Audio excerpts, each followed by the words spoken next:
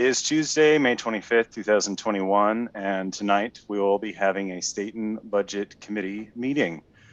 Real quick, we're going to call this meeting to order at 6 p.m. We have approximately 48 more slides to review from our city staff. Real quick, Alyssa, could you go ahead and take a roll call of everybody present this evening? Sure. Luke Cranston? I know he's here. Here. Okay. Connie Dominguez? Here. Counselor Paige Hook is running a little behind tonight, so she'll be joining us in a few minutes. Alan Kingsley? Here. Ralph Lewis? Here. Counselor McDonald? Here. Julia McFerrin is not going to be joining us this evening, so I'll move on to Counselor Mullins. Here. Counselor Ort? Here. Counselor Patty? Here. Mayor Porter? Let's see, I know he's here. Oh, he's muted. Let's see if we can get him to unmute. I know Mayor Porter's here. I can see him. He's just muted. He's talking. He's definitely here. He's on the screen. Brent Walker? He's here. He's muted also, but he is also on the screen. And then I'll go through staff, myself, Alyssa Angelo, Keith Campbell, City Manager, Dan Fleischman, Director of Planning and Development, Chief David Friesendahl, Public Works Director Lance Ludwig, Library Director Jana Mosier, and Finance Director Susanna Sabraja. Thank you so much, Alyssa. I appreciate that. Sure. Next on the agenda, we'll go ahead and approve the minutes from yesterday's meeting on the 24th. I'll entertain a motion for that now. So moved. Okay, we got a motion from committee member Ralph Lewis. We have a second. Second, Councilor Mullen. Thank you. With a second from Councilor Mullen. Alyssa, could you go ahead and poll the committee, please? Sure. Luke?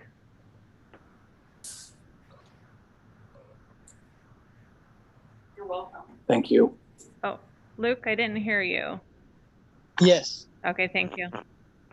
Connie? Yes. Alan? Aye.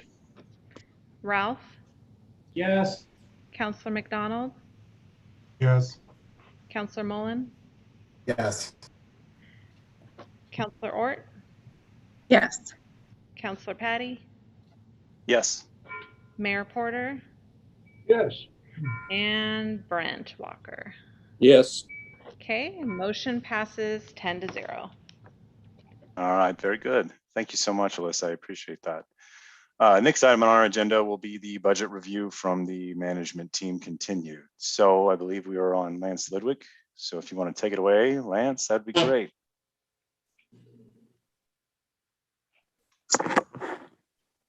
Welcome. Thank you, David. Welcome, City Council members, Mr. Mayor, and Budget Committee. Tonight, I'd like to thank you again for allowing me to come and share with you our vision in Public Works and our budget for the 21-22 fiscal year. Last night, I went through two funds, and before we go any further, I'll entertain any questions you have on those two funds, if you have any, before I move on to the water fund. Questions for Lance? With that, no questions. I will move forward to the water fund. Next slide, please, Alyssa. The staffing of the water fund will remain unchanged. You have a public works supervisor. That position is currently not filled, but we are looking forward to filling that soon. We have the chief water treatment plant operator and public works utility operator that does, there's two of them just about, that run around and do the work in our streets, in our system. Next slide. Accomplishments this last year, other than maintaining that water distribution system, the city started the Aquifer storage and recovery feasibility study, the secondary water source is really what this is, in January 2021. And we are currently reviewing sites to put a drilling a test hole right now. And this project should be concluded November 21, and we should know more information and have more data on whether it's feasible to have an ASR well in our community. Next slide. Activity measures, you can see they're self-explanatory. The guys have been working hard throughout this pandemic. I will say we've been here every day. There's no time off. It's much like fire safety and the police department. We're here 24/7, 365, answering questions, making repairs during emergencies. And so I just wanted to point that out.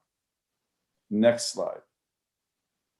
Our strategic plan for the water department is to complete the ASR feasibility study in November. We're also planning to perform the water system master plan. That is a city council item, goal that we set two and a half years ago now. We've currently fulfilled that goal by developing the new transportation system plan, as well as the sanitary sewer or wastewater master plan this last year. Water system is currently up, and I look forward to putting that out in the next few months to get that going as well. And we're going to perform a utility rate study once that is concluded to look at how our rates compare to where we should be. And we'll be presenting that to the city council probably sometime late spring next year. Long-term design and construct an alternate water source system. The more I get into this feasibility study, the more I think that's really going to work well for our community, since we really don't have a secondary water source. I think if this comes to fruition, it's only going to benefit us, and it'll give us a nice secondary source for during emergencies and dry periods. And design and construct a contact time system. That's something that we're going to probably have to do in the next 4 or 5 years. Next slide. Short-term, find funding for our capital improvement projects. That's huge. We continue to try to make the water system more efficient, repair leaks. We're currently getting ready to do a leak check system of half our community. That'll probably take place in the next month, and continue to provide water system upgrades as funding allows. Long-term, continue to ensure our water quality and our water supply meet our capacity needs as well as quality needs. We are fortunate to live in Stayton to receive, for my department, provide and create, and for the community to receive such great water. It's really a blessing. Next slide. Changes this year, we're going to be allocating $75,000 for the Aquifer storage and recovery system, or completing that study. This will be a match with the state of Oregon, the Oregon Water Resources Department. And so the second half of this project will be allocating about $75,000 towards that. That will come from our SDC, the water SDC account. Allocation of $225,000 for the water system master plan update. That too is a water fund SDC allocation. So we'll be taking money from our SDC account to fulfill that project or complete that project. Next. And you can see here what we have: the water system master plan at 225, the ASR at 80. I rounded up for that. We're looking at getting a new rounds truck for the water department, and putting some additional cameras, or actually cameras, down at the water treatment plant. Currently, we do not have any, and we're going through a survey now and a project now that the Oregon Health Authority requires, and we're probably going to be required to put those cameras in. So I budgeted $25,000 to set up a camera system down there. And then this other item here for $22,000 is to help our generators up at the Pine Street Reservoir. So if we have a power glitch or an outage, that people up on Pine Street will be able to get served without having one of my folks have to come out in the middle of the night to reset the generator. This will do it automatically, and it'll allow him to use his iPad at home to reset it. And that'll be at $22,000. Next slide. Does anybody have any questions regarding the water fund? Yes, I do.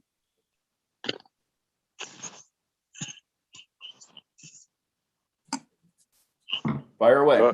Go ahead, Brent Walker. Have you looked into any possibilities of selling water to someone else to replace the revenue from NORPAC that we're losing? Mr. Walker, no, I haven't. Is that a possibility? Certainly, we can look into that. I'm just we haven't looked into it, so I don't even know what that would look like. I guess I'd have to see potential water consumers and to see who perhaps may be interested in that, and to look and see what that would look like. That include the city manager, the city attorney as well, not just myself. But that's kind of what that would be a policy decision that the city council would have to entertain as well. Well, it would seem logical to me that either Sublimity or Salem at some point in time is going to need additional water if we don't need it. I highly doubt Salem will. They have 4 or 5 times the amount of water, and they're looking at perhaps, and they've got ASRs in the city, as well as they're exploring using the Willamette River water. I highly doubt that. I could be completely wrong though, Mr. Walker. As far as Sublimity, that's a completely separate issue, and that's a policy decision that I won't entertain this evening. The city manager may want to, but we're always looking at ways to generate revenue for this fund. Thank you. I have a question. Certainly. The cameras, are they security? Yes. Okay. Right now, we have no way of determining whether or not someone throws something into our reservoirs over the fence because we have no cameras. And that's as time goes on, that is something that agencies are asking for, and that's something that we're looking at doing this year. Okay. Thank you.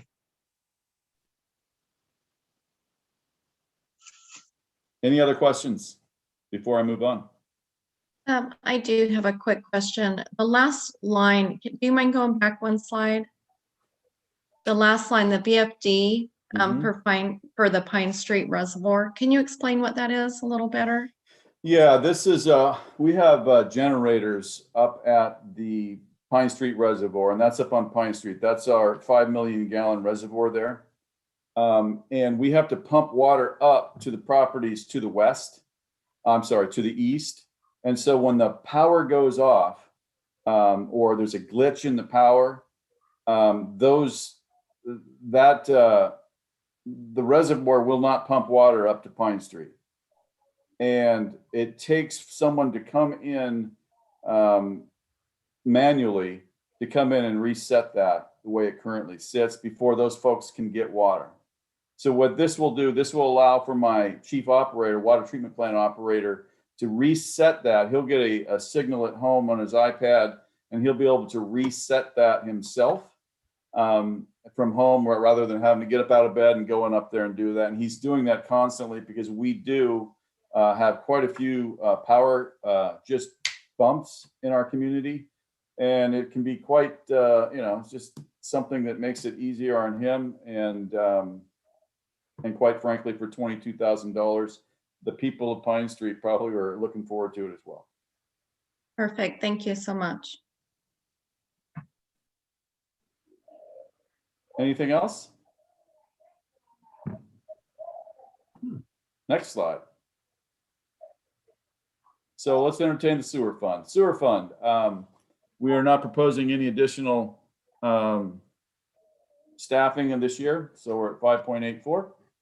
That includes a half-time person for the wastewater and stormwater system. So this right here, the 0.5, that's the half a person for the wastewater portion of that. And that's just a collection system. Danielle works in the collection system out in the streets and the pump stations and so forth, and spreads her time there between there and the stormwater. Next slide. Accomplishments, it was a huge accomplishment. We actually completed our wastewater facility planning study. It hadn't been done for 15, 16 years. We learned a lot of good, we took a lot of good data in, and we created a lot of information that we can use to try to reduce I&I in our city, which will reduce the cost of running our treatment plant. So that was good. We also replaced an old blower down at the wastewater treatment plant. We put one in, it was needing replacement. We put one in that's much more efficient. We're saving like 40% of the energy running that. We started work on our NPDES permit that was expired in January of 2021. We applied for it last August. We are now, I just received a draft a week ago for that permit. So right now I'm reviewing it, and I'll be working with the city attorney as well as our consultant to go through that before we meet with DEQ. And so that is what we've accomplished this year. You can see our activity measures. The people are working real hard down there. They're just great employees. I can't stress that enough. We're very fortunate to have the personnel that we have down there. Great attitudes, willing to go the extra mile. And I'll just leave it at that. Next slide. Strategic plan, wastewater treatment plant master plan priority upgrades. With the wastewater master plan, we have several priority upgrades that came out of that. We have priority 1s through 4. Now's the time to start working on those to improve our system, both at the plant and at the collection system. Long-term, to ensure funding for annual maintenance and capital outlay to sustain our 5-year capital improvement project requirements. And always in our city, try to reduce I&I in our sewer collection system. Next slide. Again, a short term, we're always trying to reduce the I&I. We'll have projects coming this year that to reduce those. Funding for annual maintenance inspections of our system and to reduce water usage at the wastewater treatment plant. I'm not sure if any of you know this, but our wastewater treatment plant is now that NORPAC is gone, is the primary water user in our community. And the second is our parks. So we're trying to reduce that water usage. And that's something that we're focused on in the short term. Long term, we're going to look to purchase a TV truck to perform our own inspections and cleaning. That'll reduce costs overall for our city. Find locations of peak flows to reduce surcharging overflows. And at some point in the future, we'll have to replace the sludge dryer at the wastewater treatment plant.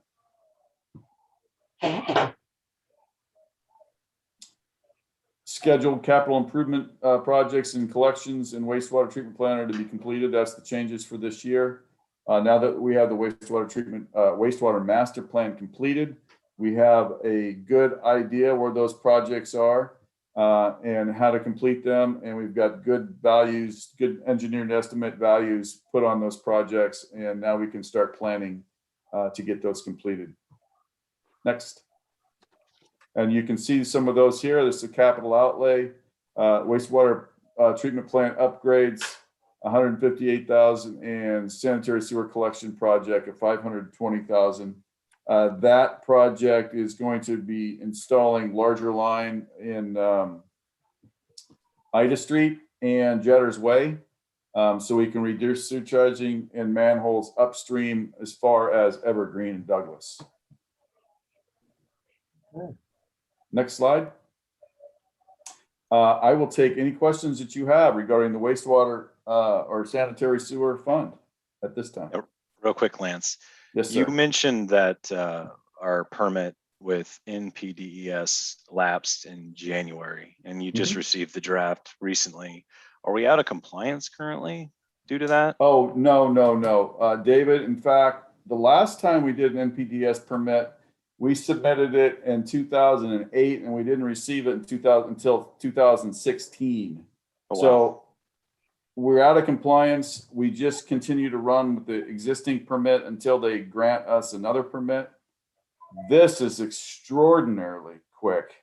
Again, I just told you it took 8 years to get it last time. We're going to get it, within 6-7 months.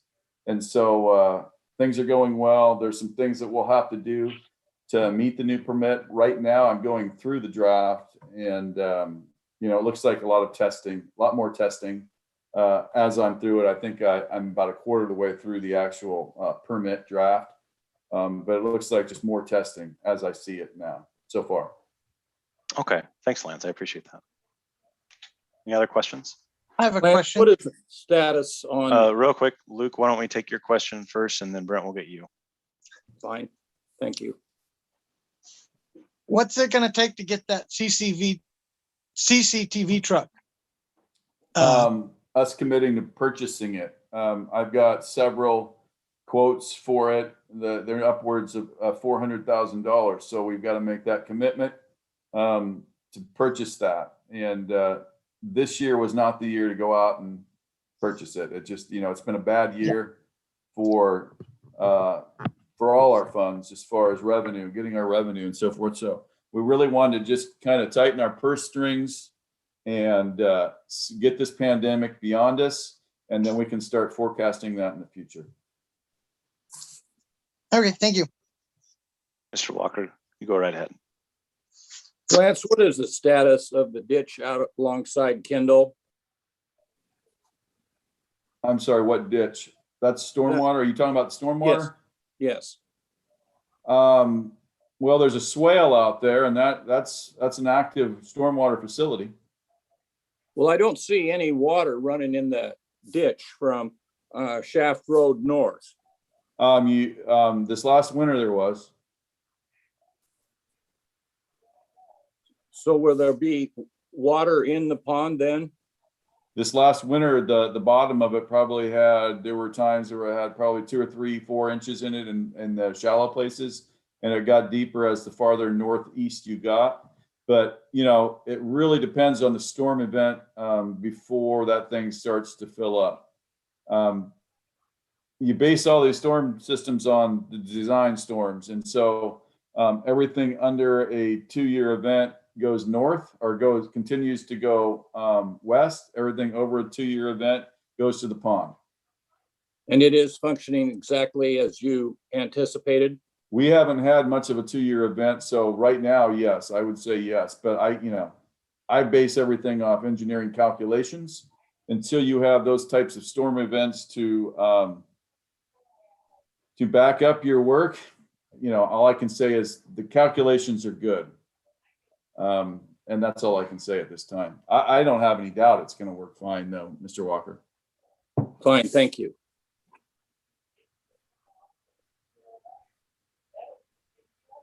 Thanks, Lance. All righty. Next slide. Alyssa, thank you. Staffing, I think I just spoke. This is a half-time position. It's the other half is paid for out of the wastewater fund. Next. Accomplishments. This is one of those funds that we don't have a lot of funding in. We don't generate a lot of revenue in this fund. And this was one of the funds that I just tightened the purse strings up, and we did maintenance as needed. And hopefully this year we're going to jump out of this pandemic and we can start doing some projects. But so far you can see what we've done. We've maintained 31 miles of storm pipe. We've cleaned we operated 3.6 miles of open ditch. We have that many manholes, catch basins, and detention ponds that we maintain and we keep maintaining. Next. You can see the activity measures that we had this last year. She has done a wonderful job. She saved us quite a bit of money as far as going and cleaning lines before the TV truck came. They used to do clean the lines and TV. She stepped up her game. She's out cleaning lines with our vac truck and letting the TV truck do their work. So we've saved, quite a bit of money doing that. Next slide. Strategic plan, short-term, maintain our existing storm system, prevent flooding and property damage. That is pretty much what we've been hanging our hat on the last couple of years, especially this last year.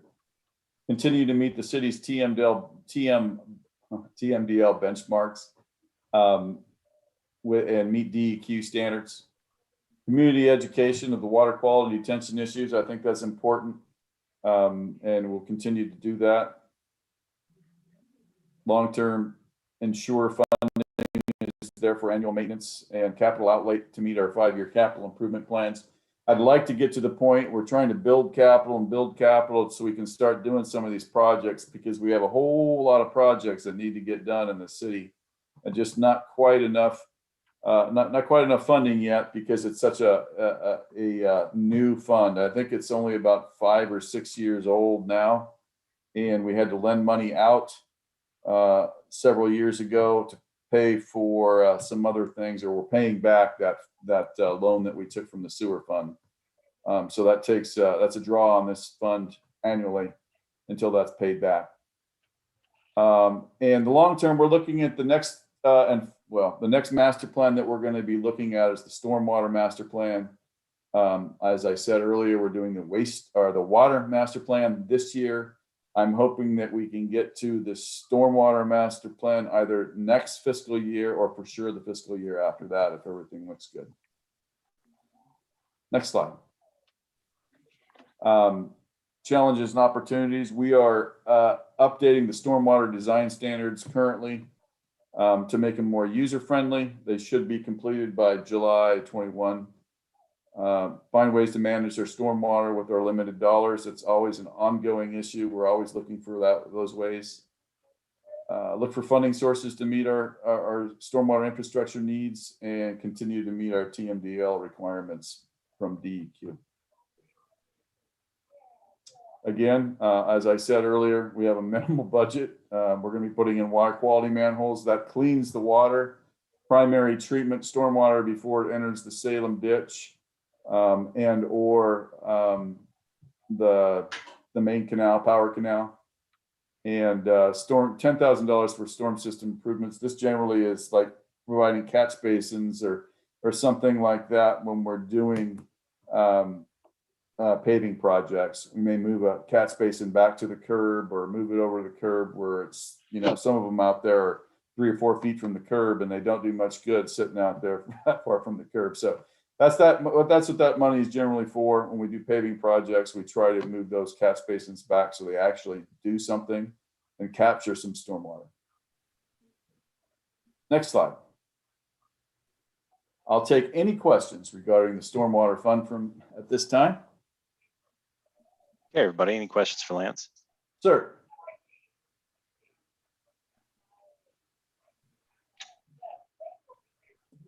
All right, hearing none, I guess we'll proceed. Thanks, The Lance. next fund is the Public Works Administration. That's my department, my administration that we work out of 311 North 3rd. Been there for the last 15 months daily. I had to throw that in, sorry. Anyway, our staffing is unchanged, 4.0. This last year, we have not had an administrative assistant. We've all kind of shared the wealth of the added, the new work. Really, as far as on the public works side, our workload really hasn't changed much. We had site development, we had building permits. It's been ongoing. Plus, we've had the projects that I talked about earlier. The only things that we had not done this year that we'd normally do were like the sidewalk project that we put on hold during the pandemic. Other than that, we had slurry seal, we were paving roads, we were doing construction out at Lambert Place. We've been busy. We've spread the workload out, and but this year we're going to look at getting an administrative assistant in sometime in the early fall. Next slide. Accomplishments this last year. These are the highlights. This doesn't say anything about processing building permits because we do that also. And we have one guy that just constantly is doing that. That's an ongoing full-time job pretty much anymore. But Jefferson Plates, Pioneer Meadows slurry seals, the industrial way paving. We managed that contract with Marion County. It was a night project, so I had an inspector out there working overnight that whole week, performing tests and working with the geotechnical engineer that was doing the compaction testing. Shaft Road Golf Club roundabout, that's something that I've been, a project that I've been responsible for, putting that contract out, meeting with the engineers and all the other consultants that were working on getting that done. Wastewater facilities master plan, we finished that up at the beginning of this last fiscal year. Or no, I'm sorry, not fiscal year, the actual year in January. We actually took that to city council and had them, they approved that. We also put out the Aquifer storage and recovery water project. We put that contract out for bid. We found a couple of great consultants and we're currently working on that. The wastewater plant NPDES permit renewal, that application had to be fulfilled, put in and worked with DEQ to get them to review that. Once you put an application in, there's always follow-up questions and wanting more information. So that's something that we have to provide. And one of my folks have been working on the 2021 City Design Standards Construction Spec update. They haven't been done since the year I started, 2015. So we wanted to do an update and include things that we've learned over the last 6 years and try to revise the standards so they've been more workable for not only contractors, but our citizens. Next slide. You can see our activity measures here. I won't go through these, but it keeps us busy. The only thing that really has changed is the facilities, then we haven't been running those out. You know, you can see that it's just a big dash there. Next. Short term, we want to finish the design standards and bring those to council in July. Develop a building process to make it more user friendly.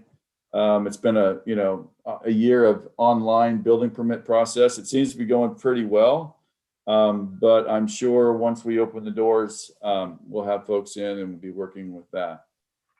And maximize our personnel through professional development and cross training. These are things that are just ongoing. This is, we're always trying to maximize our efficiencies through professional development. Combine infrastructure projects, maximize city funds. We're always trying to do that, looking for ways to make the project cheaper, cost less per square foot. And look for grants and partnerships to maximize, it got cut off, to maximize our efficiencies. Challenges and opportunity. Our opportunities this year, we're looking to update the street paving rating system using a PCI. That's going to be a project we're going to probably start in August. It's going to save the city money, I believe, and make it more user friendly, and people can see exactly how we're making our decisions. Long term, work with property owners to replace sidewalks, repair them. And install ADA handicap ramps throughout the city. I think that's something we need to continue on doing. It makes it more livable. And continue to work with the community to make it more livable. Next. Changes. We've got $125,000 increase in contract services, and this is for the utility rate study. It's probably going to be cost less than that, but this will be paid for out of all four funds that we pay that we get revenue from. Next. No capital items budgeted for this fiscal year. Next. And that concludes the Public Works Administration Fund. I'll take any questions on that currently. No?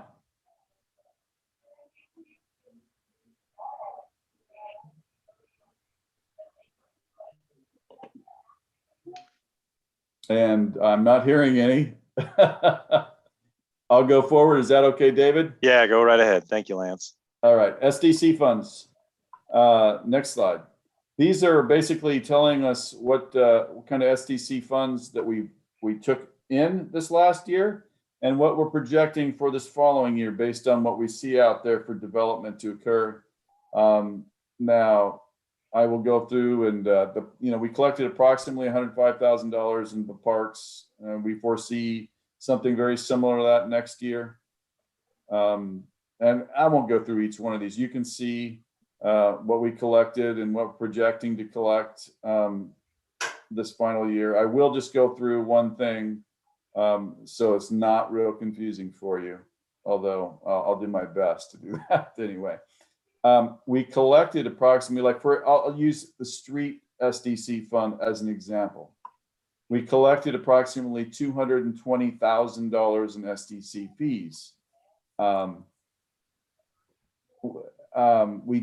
The developer reimbursements were approximately $35,000. So when we do a development reimbursement, it's generally through building permits, and we credit them SDC dollars when they come in and for a building permit. So while that $220,000, as we collected that much, we didn't collect all that. We actually reimbursed $35,000 of that $220,000 to a developer for doing a qualified public improvement when they constructed Lambert Place.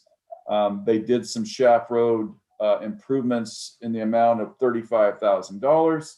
So we credit them $35,000 during the building permit process. And that is per building permit. That's just not writing them a check. So each time they come in for a building permit, we give them a small percentage of the project cost as a reimbursement. And so you can see in the water department and the water SDC fund, next, and the sewer SDC fund, they built a large water line and a large sewer line out there in Lambert Place. So we credited them in reimbursements for that. And that really is it for the SDC funds and the public works slides. I will take any questions you have regarding any of them at this time. Okay, questions for Lance? Lance, one quick one. Do you see Go ahead, Hank. in any of the projections, plans, and whatnot that we've made, do you see any glitches? Are there any bumps in the road that you can see where we may have to step back and think about some of these things a little bit more? If you don't anticipate it, then it's a moot question, I guess. Well, we kind of constructed this budget after a historic pandemic, a fire that was somewhat historic, and an ice storm that had been taking place for several years. So while we can't predict the future, I think this budget did a pretty good job incorporating those type of things in it. And we're being very cautious moving forward until we move completely out of this. So all I would say is, I know our staff, city staff, and I know my folks in public works as well, that we are always watching the budget on a monthly basis and our revenue stream. And if it looks like that's going to decline, we pull back on projects. We've only got the amount of money that we have. And so that's something that's an ongoing thing for us, especially this last year. And I think we've done a real, this is my personal opinion, we've done a real good job of that. We haven't outspent what the city council and the budget committee allocated to us last year. We held off on projects, and we'll continue to do that. Okay, thank you.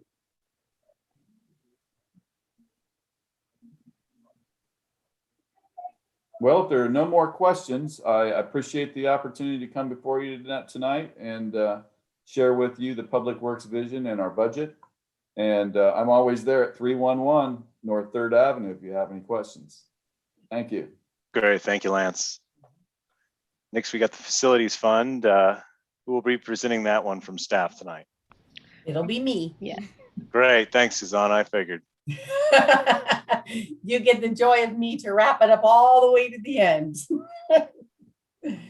So we'll start with the Facilities Fund.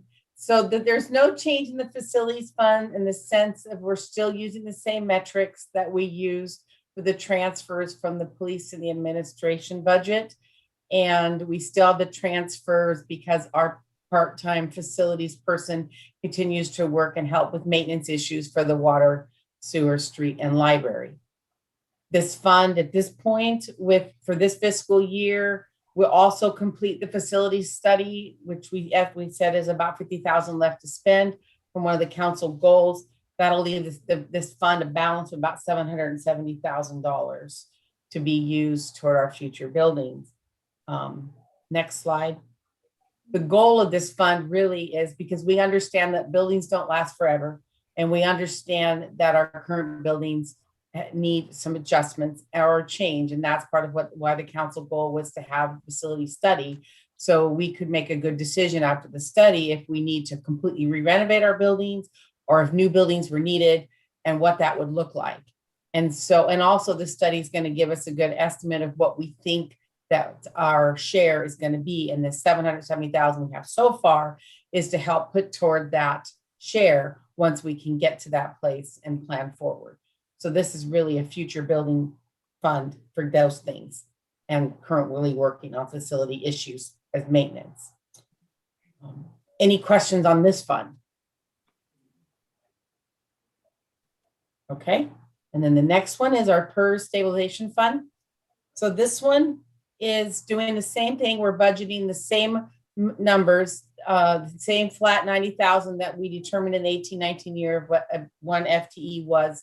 We haven't changed this number or adjusted anything for what that estimated salary would be. And we've been contributing that every year. And then the next slide. Last year, we submitted the $250,000 to the PERS. We were waitlisted, so we didn't get the matching grant. But the positive is we did get our new rates that go into effect from 7/1. So even though we didn't get the matching grant to match that 250, they still use that 250 to reassess our value and was able to lower our rates. And we're looking at a savings of around $38,000 for the staff salary this year for the police department only, and adjusting that PERS rate down.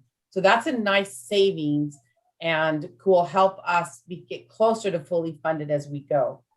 Now, one of the things about this fund is that COVID came in and froze out any more moving forward for another matching grant or any of these things, because they had planned to hopefully do more. So we continue to put money into this fund in anticipation of what PERS is going to do next once this pandemic comes to an end, for another opportunity for a matching grant, which we're hoping will help.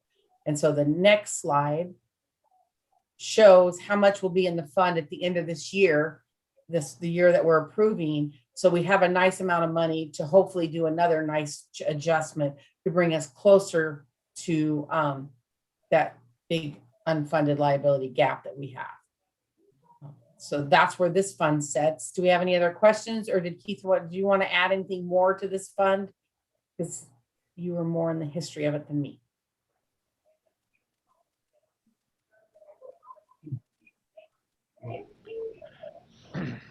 Suzanne, I'm gonna hop on and say, I don't think I have anything necessarily to add to this. Okay. The one thing I do want to add is just, it's highlighted in the budget book, not necessarily in our slides, but one of the nice things is there was a projection for our rates to increase on the PERS this year. So actually what you're seeing is not only 38,000 from what it was, but there was an expected increase. So I would direct you to the budget book so you can see that really it was a nice benefit of not getting that increase, which was assigned to us, and in fact getting that decrease. So we really are hopeful that we're getting to the point where this fund has pretty much done its responsibility and its duties. Will allow us to move forward in a productive way of not taking a big PERS hit keeping our staffing levels funded, and even return that extra officer back to the police in the future budgets. So I think that's all I really want to add. Real quick, Keith. Yeah. Yeah, I wanted to catch you before you left us. Is there an anticipation date for that, when we would have a return of staffing to the police force? Susanna and I have been having this conversation. I think this might be the last budget, and we'll get some more numbers from the actuarial. We'll see if the state, does any of that matching or does any additional grants. All of that would be helpful. But I think, dealing with the expected increases, getting lower rates, puts us in a better position going forward, even to do that, and having more money to put towards that to keep the rates down, so we don't see those big increases that were projected, is really important. So, Susanna, I think I talked about our conversations. Anything you want to add to that? Just that we're having a lot of conversations through this fiscal year, and I'm just giving them time for this COVID situation to deal with, so I can have a conversation with the team at the site account at PERS. And once I get some good conversations with them, that'll allow Keith and I to really look at what we can do project going forward for the next fiscal year on. That's excellent. It's disappointing we didn't get the matching grant from the state, especially the time frame that they were anticipating doing that. But I hate to say it this way, but it sort of is what it is. And like Susanna said, we're hoping that they come back with that and do that, come back to the initial match, or maybe even offer additional matching programs. Other cities that are, their entire city is PERS, have been dealing with the PERS problem, if you will. So there is a motivation, I think, from the state to do it. And I think COVID sort of put some of those plans on hold, but hopefully they get back to recognizing the need to do some sort of reform for PERS, so it doesn't become too big a burden on local governments and school districts and other entities that rely on PERS. Okay, thank you so much. Yeah. And just as a refresher, our PERS is completely the police department. All the other city staff is on a different retirement plan. So when we talk about this, we're talking about all of the police officers' retirements. Just as a refresher, just in case I forgot to mention that. Okay, any other questions for here? Are we good? Okay, so next we're going to talk about the 5-year forecast. So if you want to go ahead and go to the next slide, Alyssa. So these are the funds that we really put together, the 5-year forecast, and they're in pages 95 to 108 of your budget book that you have. A couple things, the overall assumptions, we use 2 to 3% increase in material services with an overall 2% average for the inflation rates for these fiscal years. We have usually a 5% increase every year with health insurances. So those are part of the assumptions as well. And capital projects are literally budgeted out at what we think they would be for those years. And we use an overall idea of about a 0.05% growth of population when we're looking at these 5 years. So that's kind of a big picture of a consistency that we use as we do the 5-year forecast when we're building those models. Just so we kind of have a picture there. Susanna, can I jump in here really quick too? Sure. I think one of the issues we saw from the community is the 5-year forecasts are something that have been new and something that we've really enhanced over the last few years. So I think one of the things that's important to point out is when we go out for estimates on repairs, we're estimating how long we think the lifespan is. And what we do is we just have a contractor or someone come out and just look at it and say, just give us an idea of what you think the cost would be. And then we add that in there. So there isn't any bidding formally that goes out. Contractors do not want to do bids unless they think there's actual work to be done. But we do have a relationship with contractors where we can say, how long do you think this roof would be? And just give me a ballpark in your estimation of what this roof replacement would be. And we try to factor in inflation and be a little bit cautious in our estimates. So that's the way things are done with this. They're not meant to be exact numbers, but they're meant to give us a realistic fiscal picture and a realistic lifespan. The HVAC here at Community Center went out before we thought. The HVAC of the pool, if you look at last year's budget, I think we had estimated it would last another 2 or 3 years, before the lifespan was over. Unfortunately, the HVAC of the pool, went early. That can just happen, right? Sometimes they can last longer or go earlier. So I just wanted to do just kind of an educational component of how to look at them, what they are, how we come about them.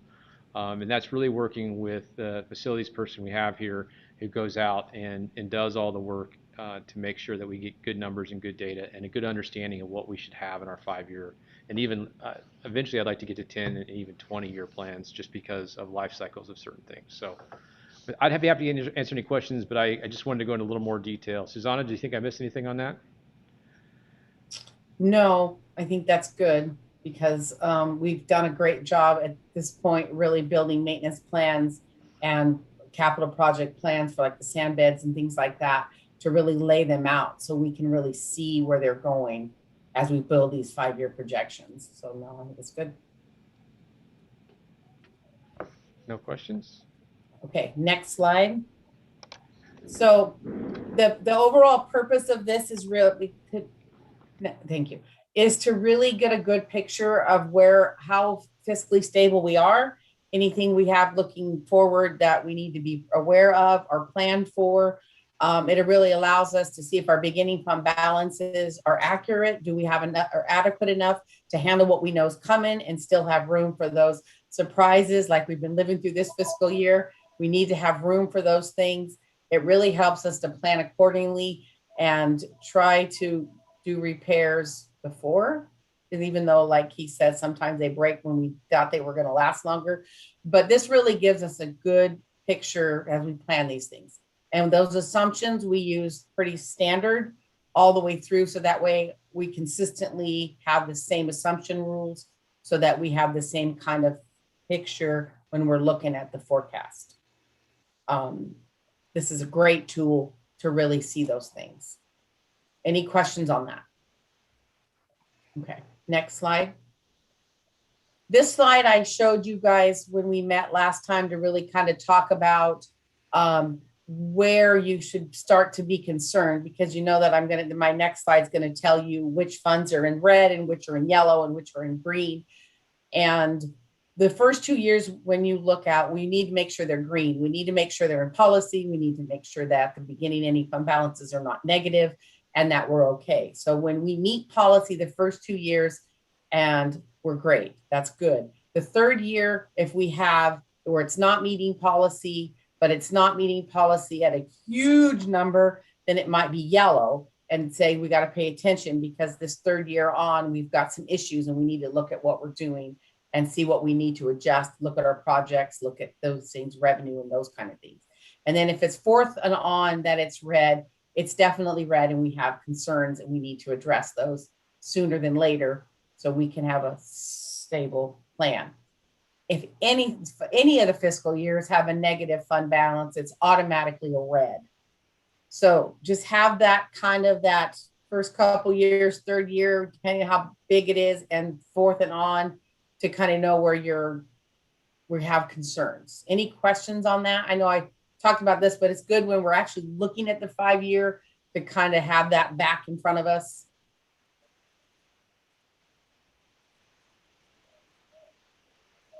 Okay, next slide. So this is where we sit right now. Now, one of the things that's really unique about this budget is because this budget was built with no levy and no levy going on in the next 5 years, zero. It had a small amount. When you're looking through the pages, you'll see that they had a small amount for the pool in the library of prior years, because regardless, the prior year levies will stay on our books and they'll continue to pay until they're all paid and zeroed out. So that was just kind of an estimate until those levies are paid in full from the past for the ones that didn't pay, right? Other than that, those are all zeroed out. And that's why these 3 funds have little stars, because they're on the red and they're in the red like right away. So they make it this fiscal year and then they're red. So that's going to change when we come back and rewrite the budget to you and change those funds with the levies passing. So those 3 are going to change. Water and stormwater have different issues going on for why they're in the red, and then wastewater and general fund in the yellow. The general fund could change some as well, because once the levies are in there, it could change the weight on the general fund and that could change. So But this is the snapshot as of to now for the budget we're about to approve.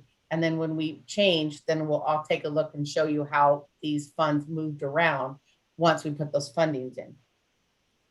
Next slide. Another real important thing as we're rewriting the budget is we have this Recovery Act funding coming as well as the levy. Now, the recovery funding, as if we wisely plan this money and use it accordingly, can make a huge change to some of our other funds that are in the red and in the yellow. And it also could change the overall financial stability of the city's financial position because we can strategically use some of this money. I mean, the team, even before I got here, when Keith got here, have been working really hard on planning ahead and how to get these projects before they need and issues without loans and those kind of things. And we've continued, and as Keith said, we've really perfected over the last couple of years this 5-year projection. So as we plan going forward on what we're going to do with this money we're going to get, could really make a nice picture change for where our 5 years go. Keith, did you want to add to that as this money's coming forward and we're looking at options?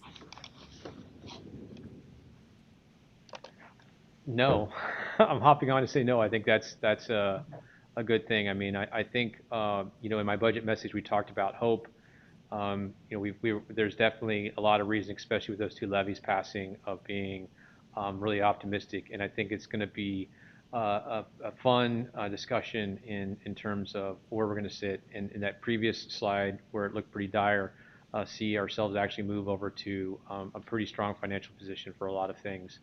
And maybe even more flexibility to do some projects or some goals. So I'm excited about doing that work. Really appreciate the support of the community, and you know, it's really our job now to show them the value of that and how we can move forward in a positive way. So for nothing to say, I said a lot. I'm sorry. Thanks, Keith. I have a All good question. stuff. Yeah, go ahead, Councilor Hook.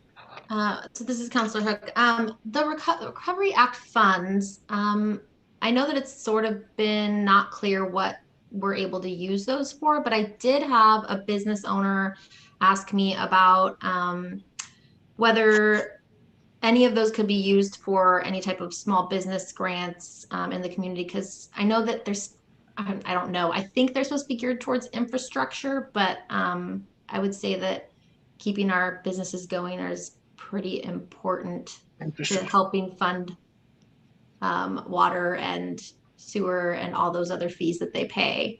So I just wasn't sure when we might talk about that, or if we know any more. Yeah, I mean, I think we have scheduled on our council agenda for the next meeting on this June 7th to talk initially about that. What I can say is there are specific rules, and inside those rules there seems to be some leeway, but the things that have been approved at this point would be, and there's a few others, but the main ones are for water, clean water, wastewater, and broadband are 3 of the main areas that they have listed. Broadband wouldn't be necessarily with our community, but is something for the state of Oregon and other communities that is really important. So there are a few other things, but it is fairly narrowly defined, and we'll go over what some of those restrictions are, and talk about that, and then eventually come back to council with just, you know, some recommended projects and just broader discussions on that. But I don't recall specifically anything in there that geared towards, for businesses, because there are other funds that are geared towards those businesses. And I know Dan's been providing a lot of information, and we've shared some of that with council about, you know, what we've shared in terms of that. But the idea with some of this is they believe, even like with infrastructure in terms of roads, that there's an infrastructure bill that may come. So I think there was some idea here that other funds would be used for different things, and so that's why they're limiting the funds from the CARES Act. That's the general impression that I got on this, on what I've heard so far. And I think that's what we can do, is we can continue to work with these areas for businesses who do need support, to continue to provide information coming from Dan and coming from the city of those resources, so that local businesses can be aware of those and can apply for those. Right. Is there a way that we can look maybe into if if those can be used that way, because this particular person had said that there are other cities that are doing individual like city support, not through the state or the county, but the actual city is supporting their businesses in some way through grants. I believe they might have mentioned Jefferson, but I could be completely wrong in my memory on that. Yeah, I mean, I know we pulled up some information. I know Dan did a recent information about everything that's been done, including grants. So we can share with the council the work that's been done and the opportunities that are out there.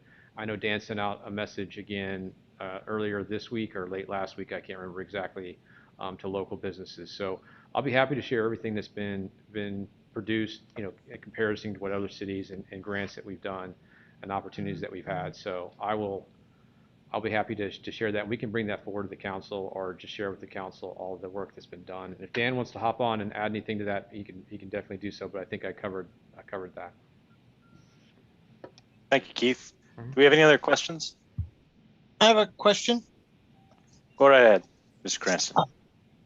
The current status of the funds, how has that changed from the last status or last year's status? For the CARES Act? No, this is for Suzanne. Oh. Susanna. The red light, the stoplight. Stoplight. Picture slide. You know, that would have been a really good slide to put in there. I'm going to remember that for next year. I didn't even think about that.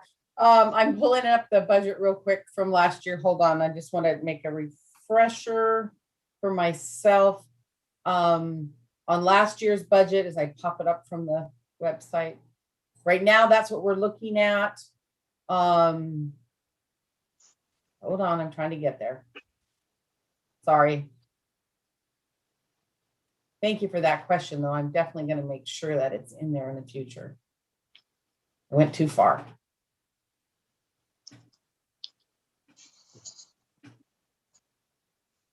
So last year, water was still in the red. Wastewater was 1, 2, 3. Wastewater was in the red.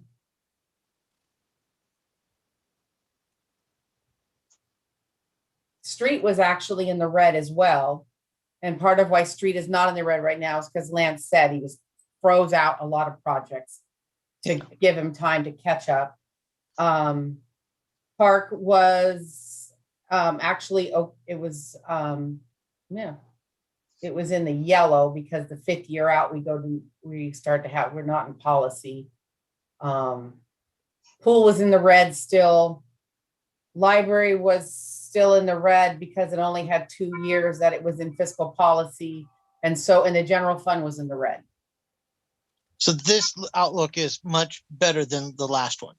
Yeah, and a big part of that is because we froze so many projects and cut back so much spending. And you see that our beginning fund balance was about $1 million more than the prior year.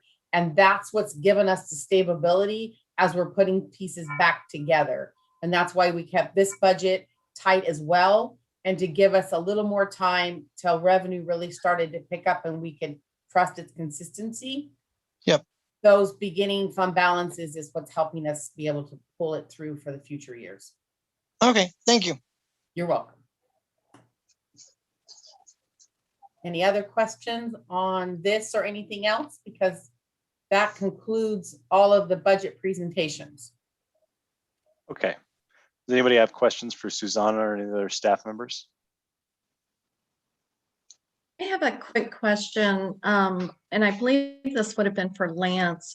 I know we had put the sidewalk repairs on hold. Do we have an idea when that might start up again, or is that going to be in this budget?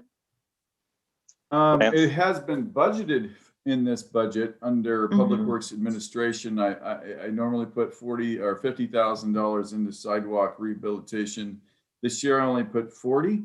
But this is something that I brought before the city council last spring, and that's when we put the dampers on it. So I imagine at some point this summer, we'll continue to watch our revenue streams And if it looks like it's healthy enough and they continue to grow, I will bring that question before city council and let them give me that, the proverbial thumbs up or thumbs down. And that's how we'll move forward. Perfect. Thank you so much, Lance. Thanks, I have Lance. this is Counselor Hook. I have a question. Go ahead, Councilor Hook. So I had a resident ask about our hotel tax, our transient occupancy tax, and whether we're collecting it, which I got the answer to that. The answer is yes, we are collecting a small amount, and last year it was $1,270.26. But my question about that tax is kind of how does that get collected? Where does it go, and how does it get spent? Will you set that in here, please? That fund is in the general fund and it is Okay. used inside that budget. It's in your miscellaneous because it's so tiny. It's just all lumped together in your miscellaneous. Okay, and do people have to just sort of pay that on their own? Yes. They have to like the honors system basically of Yes. if they collected it? Yes. And we Okay. have no hotels of any kind. So that's why it's super tiny. It's literally just the Airbnbs that we have a very few amount in our community. Okay, and there's no state restrictions on where it is supposed to go, like the marijuana tax, part of it's supposed to go to like public safety or something like that? No, Just- it's a general fund Cool. money. Yes. Awesome, thank you so much. No, you're welcome.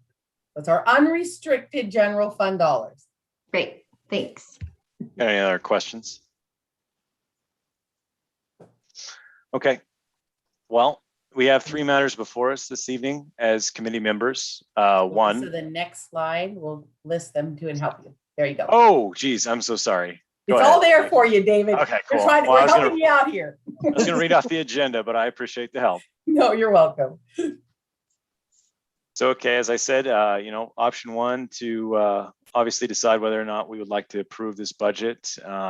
Option 2, also approving the property tax levy, the 3.3280 per 1,000 of taxable assessed value. And then the third final decision to make is considering approval of proposed uses of state shared revenue. Before I take any motions on that, I just want to compliment city staff on doing an excellent job of tightening the belt this last year. While some of these financial forecasts seem pretty dire without the levy passage, I know that we're in a much better financial standing position than we would have been had you all not done that and been fiscally responsible in this manner. So I want to compliment you all and thank you. But now I will go ahead and entertain a motion on any one of those items.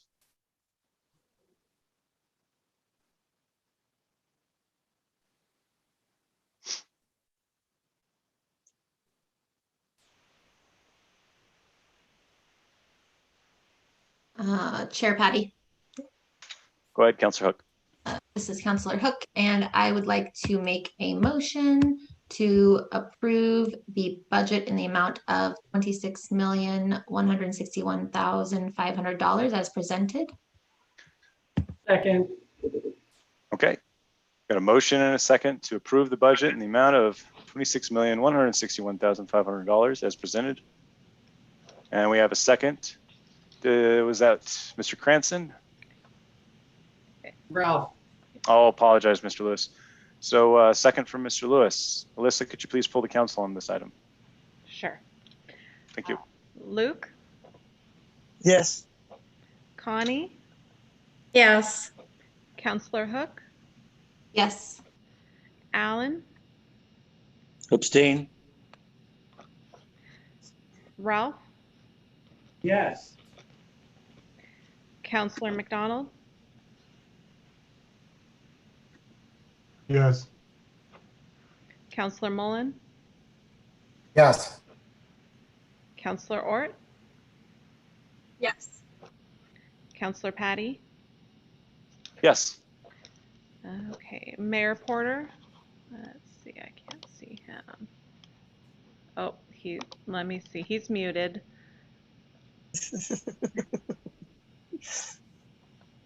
You're muted, Mayor. If you give me a thumbs up.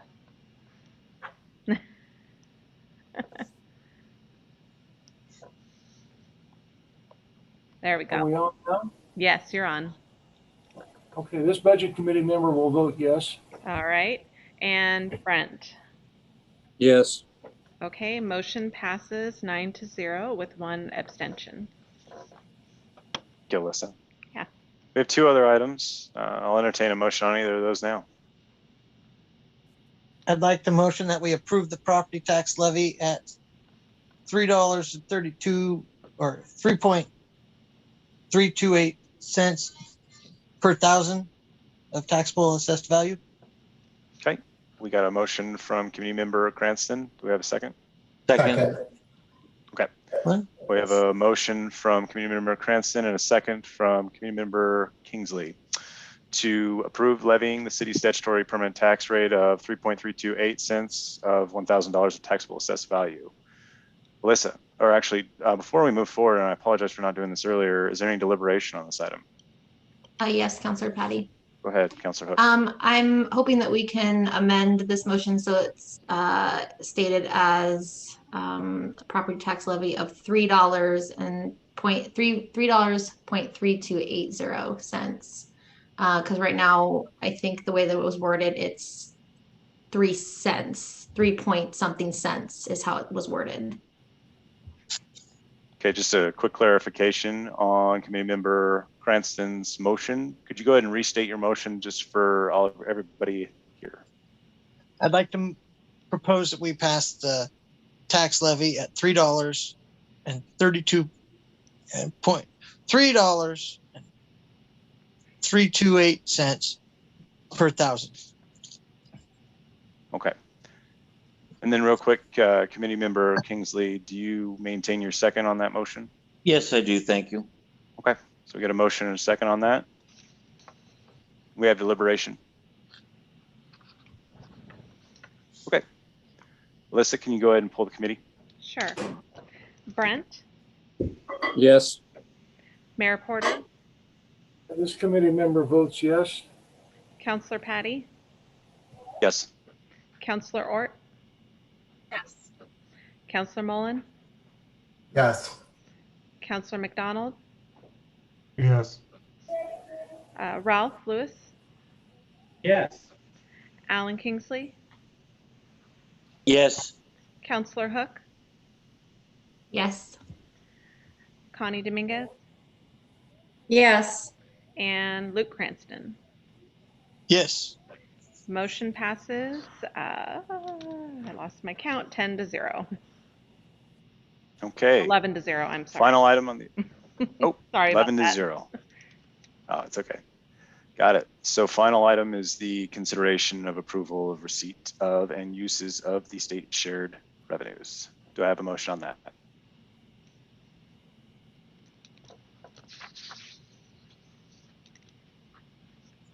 I so move. Okay. Could Councilor a, Hook seconds. okay. Could a motion from committee member Walker and Councilor Hook to approve the receipt of and uses of state shared revenues? Deliberation on this item. Okay, hearing none. Alyssa, will you go ahead and pull the committee? Sure. Councilor Hook, Yes.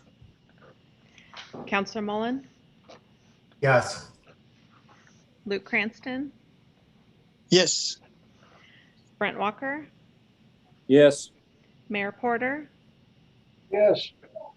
Connie Dominguez, Yes. Alan Kingsley, Yes. Ralph Lewis, Yes. Councilor Patty, Yes. Councilor McDonald, Yes.